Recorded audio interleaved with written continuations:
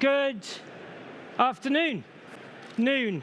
And hello at the back for all of those with the earphones on. Hi, thanks for waving. You can hear me as well. Super. Right, so my name is Mark, and I'm going to moderate a panel, the subject of which is on the screens, as you can see, either side of the stage. And I will be coming to these guys for introductions and so on in just a moment. This is my first time at AM Live. I've been to lots of these shows, this sort of thing, but incredibly never been here, so read into that what you will. This might be the bottom of the barrel, but I'll do my best. And given that this is my first one, I think it's probably a good idea to acknowledge and talk about the discussion and the debate that we at Autotrader have been watching and listening to over the last week, especially the last few days. It's important to do that. And that has been around the rollout of Deal Builder. So some of you might be aware, some of you might not. If you're not, forgive me, you can probably catch up afterwards. But if you are, then let me just talk about it just a minute. The first thing probably is to acknowledge that the communication of what we're trying to do has not been where we'd like it to be. It's pretty fair to say. And I do say that, and we know that because of the types of questions that we're seeing from retailers and the kind of things that we can see in comments. There's a load of frustration and in some cases misunderstanding, but often those questions are really valid. And we haven't quite landed the communication as we would have liked and really got across the detail that we would have liked. I just want to do two things to maybe get us on the same page in the room. I want to talk about it because it's important for the rest of the discussion. We're going to move on and talk about buying signals and learning about buyers and how we can do that. Deal Builder helps us do that and will help you do that. But first of all, let's just get on the same page as to what Deal Builder is and what Deal Builder isn't. Just this bit of a departure. Normally they say you can do a 5-minute presentation and tell everyone how great you are. I figured it probably wasn't a good moment to do that. Let's just have an honest conversation. So what is Deal Builder? Pete on the end works in our product team, so just close your ears for a moment, Pete. Deal Builder essentially is components that have been added to our platforms to enable car buyers to do jobs. It's, you know, the product guys would probably say it's a lot more than that, but that's what it is. So there are buyers that might want to do a Part X, they might want to do valuations, they might want to do finance application, they might want to reserve, or they might not want to do any of it. So this is a load of stuff that's been added to the platform to help people do as much or as little as they want. That is what Deal Builder is. So there'll be some people who will go through the whole thing in their own time. They'd like to leave a reservation and then contact you, and that's what they'll do. There'll be some people that do that. There'll be some people that do bits of it, and then they will leave it, and they'll contact you on the car that they want to buy. And there'll be some people that just message you straight away. Find the car, message the seller. That is all that Deal Builder will do. The other thing is that Deal Builder is not a linear or forced journey. As I've just described, buyers can do as much or as little as they like. So there's no sequence of jobs that they need to go through to complete that follow one and another, and that they're all being forced through that process. That's not what it is. As I say, they can kind of do what they want to or not. And they can contact you in the way that they've always contacted you. On the adverts where Deal Builder is present, it will just say message seller in the way that they have done in the past. Okay, so that is basically what Deal Builder is. As I say, what it isn't is a linear or forced journey, and what it really isn't is a barrier between the buyer and the seller. Now, in some of the things I've just said, hopefully that's kind of clear. It's as simple as I can make it, but there will be lots and lots of questions that you will have, and there are 3 ways that you can get answers to those questions. And I would encourage you to do so, because it's right that you should ask these questions, it really is. And we want to hear from you on those questions. There have been 2 webinars, one last week, and one this week. The one last week kind of explained things, answered some questions. The one this week was like a free-for-all. If you know Catherine and Bex in our business, they kind of took every question at the time in which they came, no filtering, just as it was, and they answered those questions on a webinar this morning. That's number 1. Number 2 is that there's an FAQ document and a blog which we can make available. Of course, it's available now. We can direct you to that. Maybe the guys here can help us do that afterwards, but the answers to specific questions around reservations and all that sort of stuff is all in there. Number 3, talk to your Autotrader contact. Absolutely happy. There are some here today to pick up with you if you want to have a conversation afterwards, but there are loads of people who'd be more than happy to have a chat with you about any questions that you've got. So, Good. Hopefully we're on the same page, and that helps us kind of move on to where we are with the panel, if that's okay with everybody. Is that all right? Hopefully that's helped just get us to a certain place. Cool. Right. Good. I'm going to stop chatting in a moment. I'm going to hand you over to our panel, and I'm going to ask them, first of all, to introduce themselves, tell you a bit about their business, and then we can get into the questions. First of all, Sohib. Thank you, Mark. Thank you for having us. My name's Sohib Ghafouri, owner and director of Infinity Motors. We're a used car independent specialist. We don't actually specialize in any particular make or model, but we stock predominantly German vehicles, but then there is a selection and mix of other cars as well. We hold about 200 cars in stock, and we sell anywhere between 150 to 200 cars every month. We're based in Swindon. We've got a team of about 40 people working with us. That's Infinity Motors for you. Good morning, everyone. My name's Simon Dando. I'm the dealer principal of Brothers Nissan, also in Swindon. Surprised to hear that Autotrader could have gone anywhere in the UK, but picked Swindon as the hub. So, also my first time here at AM Live, and this is quite a baptism of fire for my first visit to have all these faces looking at me. But yeah, new and used car dealer. Sell approximately, on average, 40 used cars and circa 30 new cars a month. So yeah, that's what I'm about. Good morning, everyone. My name's Peter Jones. Oh, no microphone? Very quietly. We good? There we go. So my name is Peter Jones. I'm Principal Product Lead at Autotrader. My main focus is on data products and AI tools that we build for retailers. So if you've used anything like Co-Driver or valuations or buying signals that we're talking about today, I head up the teams that build those products. Thank you, gents. Just a word of aside, normally in these things we like to get a 50-50 gender mix. We didn't manage that, so we got a 50-50 Swindon mix. Good. Right, first question. Just to start us off, and I'm going to come to you first, Sohib, if I can. How much do we think retailers know about buyers when they visit? And is that kind of enough? I don't think it's ever enough. You'd always like to know as much as you possibly can so that you prepare yourself. Ultimately, it's about that customer journey. You try and make things comfortable. You try and make the whole journey that they have from beginning, inception, all the way through to handover, as enjoyable as possible. We know that there's a stereotype attached to car dealers and just the general trade as a whole. So you've got to try and move away from that as much as you can. So having information available, having signals, having intents and labels and information that you can almost call on beforehand will enable you to build a picture of that customer, not in a creepy way, but in a way that will enable them to have, like I said, that smooth journey so that there aren't any hiccups. It's a fairly smooth and well-oiled sort of experience that they can have. That's the whole point of it, really. So Simon, how much do you know currently, or think about it over time? General kind of visitor comes along, they might have made an appointment, might not have done. What do we know about them? What's your experience? It's quite a broad answer for this because, of course, it hugely depends on the customer. I mean, what I tend to find when I used to be on the sales floor is you normally had one of two camps. You either had the customer that came in that were very open with us and basically said, I want to buy a car like that deposit, that per month, that's what I'd like to part exchange, and I want to take delivery within 3 to 4 weeks. You can work with that. And actually, it's in our interest to get that information out of the customer because we will then do everything we can to tick every box. If the customer comes in exceptionally guarded and the wall is all the way to the ceiling in terms of giving information, that's when the role becomes a lot harder, and then interpretation starts to set in. So I would say that a lot of the time, unless the customer is being very honest with us, it can be quite difficult to deliver the ultimate best experience as possible in terms of giving them exactly what they want. Just on that interpretation, just on that interpretation thing, what happens then? So if someone's quite guarded and you don't know a great deal, what do you mean by interpretation? Who's doing it, and what are the variables? What happens? A lot of it's just going to come down to sales executives' perception of the situation. And I've heard it before over the years. It's when I used to be in the sales manager's chair, people would come in to see me to stack deals, and instantly they have a negative view of that customer because they are being whatever they want to say they are.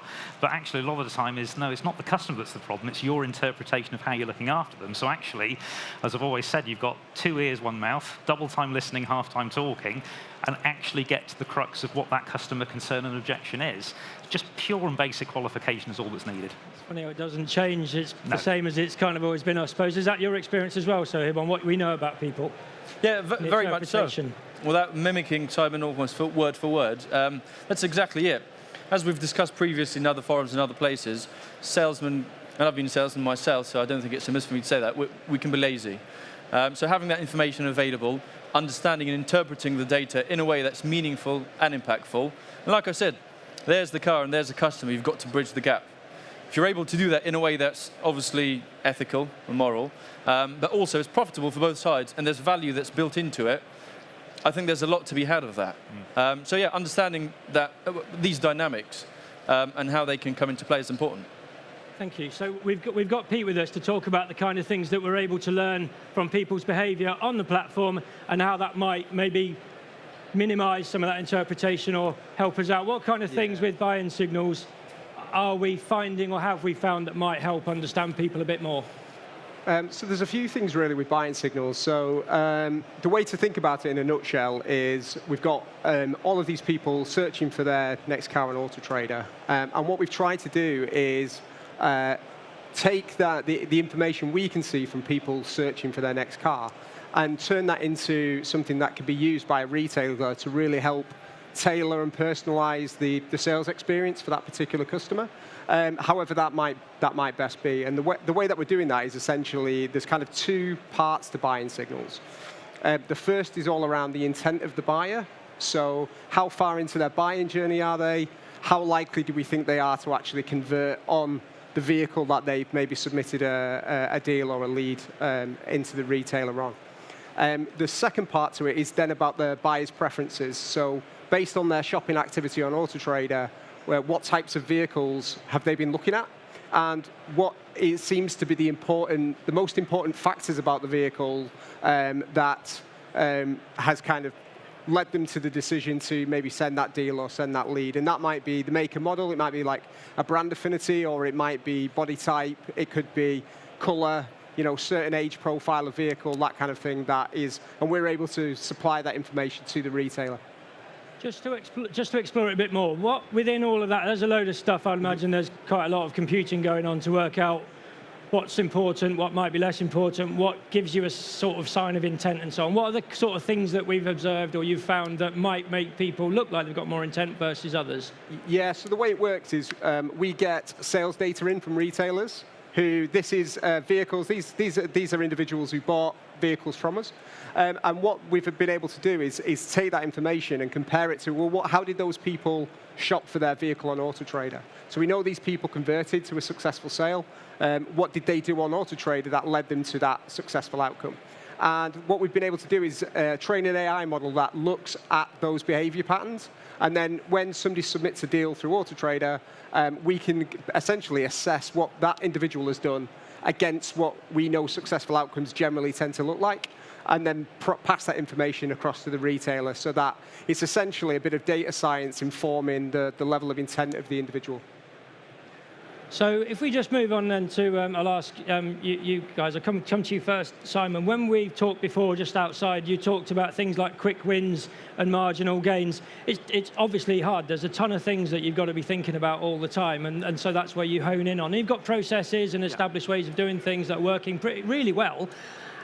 What kind of things are you thinking about? What quick wins and marginal gains, and how might data sort of help you get to more of those? Oh, absolutely. I mean, what we tend to find very useful is, I think most people that have spoken to customers that are looking at used cars, we understand we're not the only used car they're looking at. They are going to be looking at a broad range of vehicles. So if there is data that can come to us that basically says, this customer's also clicked on this, this, this, and this, it allows us to then have a picture in terms of, A, what their intentions are, but also, B, to try and make it a level playing field as possible. Now, of course, with us being a franchise dealer, we are going to have benefits that a non-franchise dealer won't have in terms of manufacturer backup, manufacturer offers, that sort of thing.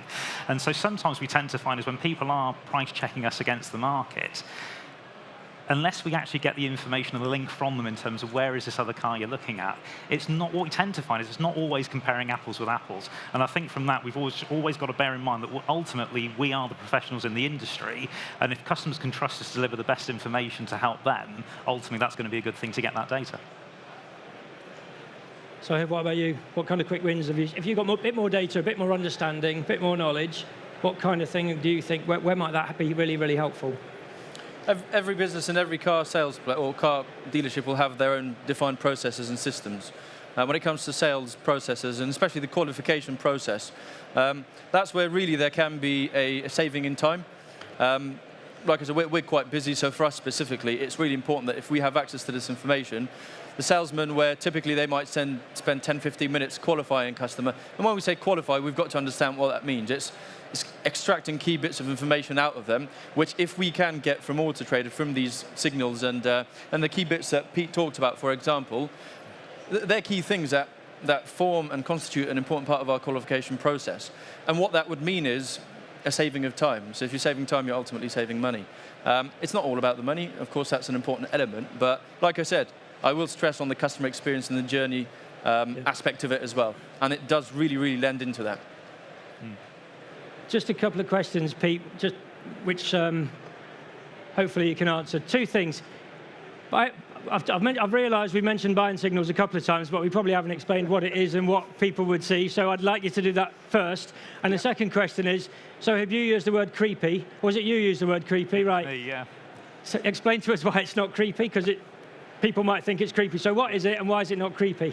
So buying signals is information that we can supply to the retailer alongside the deal or the inquiry. So when a consumer on Autotrader sends, it might just be a message to the retailer, or it might be a reservation or a part exchange inquiry, that comes into the retailer, and what we're going to start to do is essentially decorate that with additional information about that individual. So today you might get email address, maybe telephone number, and their first and last name.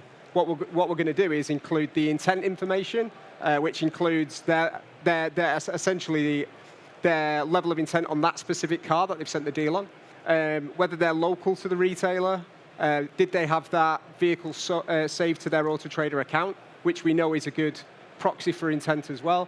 And then also that preferences information I talked about. So essentially a summary of their Autotrader activity up to that point. What vehicles have they been engaging with the most on Autotrader? So that's what buying signals is in a nutshell. You'll get that alongside every deal that comes through from Autotrader. Right, just comes through with the deal. Yeah, just additional information that comes through automatically with the deal. So that's what the data is, in effect. And just to pick up on something which was mentioned earlier around, we see all this activity happening on Autotrader, you submit the deal, and then to Sohib's point, they then receive that deal, maybe call the customer back, and then spend a load of time going through a lot of the information that we already kind of know and have seen from the activity on Autotrader. So what we're trying to do is kind of move away from a scenario where all of this great stuff's happening online, and then when the journey shifts to more of an offline at the forecourt experience, all of that kind of stuff is just kind of forgotten about and thrown away. And what we want to do is actually there's some really rich insights in there, so actually make that available to the retailer so that they can personalize the sales experience when the customer turns up at the forecourt. Into the creepy question, we spent a lot of time building the product out with retailers, but also consumers as well, because we were obviously super keen to make sure that we weren't doing anything that would certainly disadvantage a consumer. We certainly wouldn't want to do that. We want buying signals to be advantageous to both the buyer and the seller.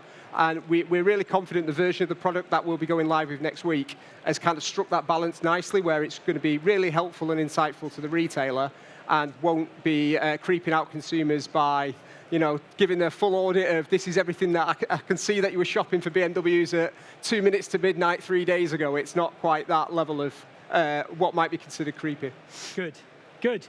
So we've chatted beforehand. I just want to talk to Simon and Sohib now about how this might fit in, because it could just be kind of more, is it more data? Could just be loads more data. You've got existing things that work really, really well. So there's probably different approaches in how you might build it into what you're doing. Stuff you might just leave out. Stuff you might think, yes, that's great for me. What's your view of this sort of thing? Because you've got different approaches and different ways of doing things. Do you want to just tell everyone about how you think about it? Start with Simon. Yeah, sure. I mean, how we tend to do things, we've been heavily more focused this year on lead management, as in understanding where the leads are coming from and how to basically get those leads to a conclusion in a more timely manner. Any information that we can get that's ultimately going to assist the process is a good thing. At the end of the day, we do have to trust the data, and we need to make sure that the information that's coming in is understood also, not by the management teams, but also by the sales execs as well. Because ultimately, if they don't understand what's coming through from Autotrader, that's also going to put a block up as well. My view with it is that we know that the motor industry likes a spreadsheet. It's all about data. For me, this isn't about data, it's about qualification. And I appreciate its data points in terms of that, but when I think about it, I always think from a qualification perspective. So we simply will be looking at the data that's coming through from Autotrader, identifying any quick wins in terms of locality, purchase intent, that sort of thing, but also then structuring it accordingly that it's basically meeting that customer's needs. Because as we discussed before with my comment about it, I don't want it becoming across as creepy in the sense that the customer, I don't want a customer ever feeling that we know more about their journey than they do, if that makes sense. Because I don't want them on the back. I don't want them feeling they're on the back foot. I want them to know that at the end of the day, we've taken the information they've supplied, and based on what they've given us, this is how we're going to be driving it forward in terms of delivering the best customer experience that we can. Good. Sohib, what would you say? I think it's a collaborative approach. As Pete mentioned earlier, this is something that's probably been rolled out to the general public, to consumers, to get their intake and their input on it. And like I said, if they're able to share this information with the sales team, and every business is unique, every sales department will operate slightly differently, and there'll be a few nuances. For us specifically, it's about, like I said, that qualification process. If you've got information that's available to you beforehand, before the customer comes in, that already tells you that X, Y, and Z is in place, you don't need to go over that with the customer. You don't need to take up more of their time. Everyone's incredibly busy these days. Peak business times are typically weekends, and if you look at the average age demographic of car buyers, they're probably in their early 20s to late 40s, 50s, and 60s. Everyone's generally quite busy in that age group. They have many things going on at the weekends. So going back to the point of having this information available will condense that time that they're spending with you, but at the same time, you've got to then build value in that short time, potentially, that you're going to spend with them. So it's important to understand the dynamics. Sometimes, because of just being in the heat of the moment, you do lose sight of, right, okay, this customer has gone online, that's where the journey started, they've looked at various cars, and it's great if this information then becomes available to the dealer or to the salesman at that point. It is important to also interpret that information correctly. I think that's really, really important. So there has to be a level of education between the business and the sales team to ensure that this information is digested and computed in an ethical way. But yeah, ultimately, condensing that journey and that time that they're spending with you so that they can get to the end of their transaction, hand over the car, and off they go, and you move on to the next one. Yeah, good. Thank you. So, sorry, go on, Simon. Yeah. Just to follow up on that as well, I think the one of the concerns I would have with it is that if we're giving a sales executive a lead that's got, say, 7 points of data that is implying that's a really hot lead, and then 5 minutes later another lead comes in that only has a phone number and an email, what we don't want to have happen is them going, I'm going to give all my attention to that customer and not deal with that customer. Because in my head, a lead's a lead and he's dealing with it in exactly the same way and exactly the same process. So that would be my only concern. I think if there's a lot of data coming in, I have worked with sales execs over the years that would in effect cherry pick and ring fence the leads they want to deal with rather than the ones, because it could be that the customer that supplied a finance quotation and a part exchange, actually when you talk to them has got expectations through the roof, we're never going to get there. But the person that just supplied one telephone number could be hot to trot. So I think we need to make sure that with this sort of thing that is coming out, that we keep how we deal with leads exactly the same, regardless of the information that Autotrader supply. Yeah, I've kind of worked with sales teams in different places before. They love a hot lead. Yeah.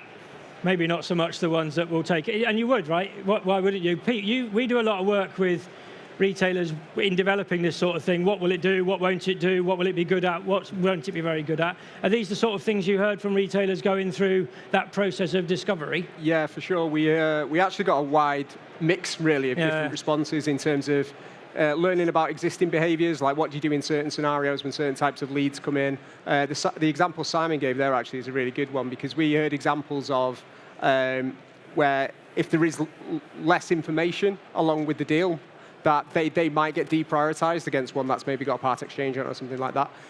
But what the intent thing is really important there, because what we can see in certain scenarios is that that person might be asking quite a simple question, but we know they've spent a lot of time, like they've really honed in on that vehicle, and then this is like the final question they've got. That's going to mean that they go on to convert, turn up at the retailer at the weekend, maybe to do a test drive, that kind of thing, and it might get disregarded because it's kind of inherent biases around, like, oh, it's just they've not provided a telephone number, for example. So these are some of the examples where actually, as a retailer now, you'll have that information, a bit more, as I say, that activity-driven, engagement-driven level of intent that you'll be able to take notice of. So it's, you know, if you do get two different types of leads in there, the one which is maybe you might have disregarded previously, you might actually realize that's the one that is actually more likely to convert than the other deal. Yeah, because what I've been wondering with my Autotrader search history is if I end up putting an inquiry to another dealership, it's either going to be family SUV or it's midlife crisis car. So which data gets supplied to that dealer? So if I'm inquiring, say, on an X-Trail e-Power, then is that other dealer going to tell me he's also been looking at MGB GTs? So does that then mean my lead doesn't then qualify as hot? Does that make sense? It's a great question, yeah. I've no idea. So we do look at all of that. So it's essentially an assessment of that individual to that vehicle based on the activity that we've seen. They will have essentially every consumer now that looks at every vehicle on Autotrader, we're essentially measuring their level of intent, their likelihood to go on to purchase that vehicle. And we're doing that for every vehicle that they're looking at. So, but the information we're supplying to you, obviously, is about your car and their level of intent against your car. They may have higher intent on another vehicle, and that's something which came out in the research we were doing with retailers, is that's the type of thing that they would like to see, potentially. So these are the kind of things that we're exploring. I think the really exciting thing about buying signals is it's essentially a new classification of data that we've not really made available before. Like previously, we would talk about search appearances, advert views, as counts of, like, this is what your advert has had on the platform, but all of the activity that people are doing on Autotrader, there was kind of no visibility of that. It was a bit of a black box. And we're actually starting to lift the lid on that a little bit now, and actually buying signals is our first essentially attempt at trying to make that information as useful to retailers as possible. So it sounds like it will help bridge some of the black hole stuff that we spoke about right at the top. So you'll know more, irrespective of whether somebody has submitted a finance quotation proposal, look for approval, Part X, reservation, whatever. Irrespective of that, we should know more about those things. Just last question to you both. I'll start with you, Sohib. What sort of pitfalls might we need to think about? You know, what might not work quite so well, or what might we need to think about doing differently when we get this information in? Simon's already raised the, you know, if these leads should in theory be faster converting, take less work, sell quicker, and still be profitable. Are there other things that we might need to be thinking about in terms of how the team will act or operational processes? There's always going to be teething problems. What Simon referred to is absolutely correct. And I think there needs to be, so management has really got to step in. When you roll out something, it's not transformational, but really it can have a big impact with regard to condensing that customer journey and the time that the salesman can spend qualifying somebody. Management has to step in and apply a bit of sensibility to it all. I think it can't just be left to the devices of the salespeople, the sales team as a whole, and say, off you go, you know, good luck with it all. No. They've got to have feedback sessions. They've got to make sure that they monitor almost every lead that comes in through this platform, through this channel. Inevitably, there will be some issues with it. Difficult for me to point out at this stage what that might be, but the point that Simon made is absolutely correct. But yeah, time will tell, I suppose. Good, thank you. Simon, anything to add to that? Yeah, I think ultimately, at the end of the day, we're in control of the sales process that we've implemented with the sales team. Anything that's going to complement that is going to be a good thing. I think ultimately, with this being new, we are going to have challenges. And as long as it's collaborative, well, we can come to you guys and say, look, based on this experience, we've noticed inquiries have dropped, reservations have dropped, or we're getting problems with them. As long as we're giving you open and honest feedback in terms of where we think things need to change, and provided it's acted on in a swiftly, timely manner, it should be a good thing. I mean, it's giving every indication that it's going to do the right things in terms of helping us with qualification and also buying signals. So I think as long as it's a two-way street in terms of feedback, I think it should be good. Super, thank you. So 8 seconds left. Hopefully that has been informative for you all. We started out by talking about Deal Builder. The reason I raised it was because a lot of the things we are able to provide through the buying signals development, a load of the learnings come from some of the things that people are doing or not doing with Deal Builder. So that's how those two things fit together, and hopefully that's provided you a bit of context. Please join me in thanking the panelists. If you want to talk to any of us about this stuff, there's Autotrader people around the room, or look online, but thank you very much for your time.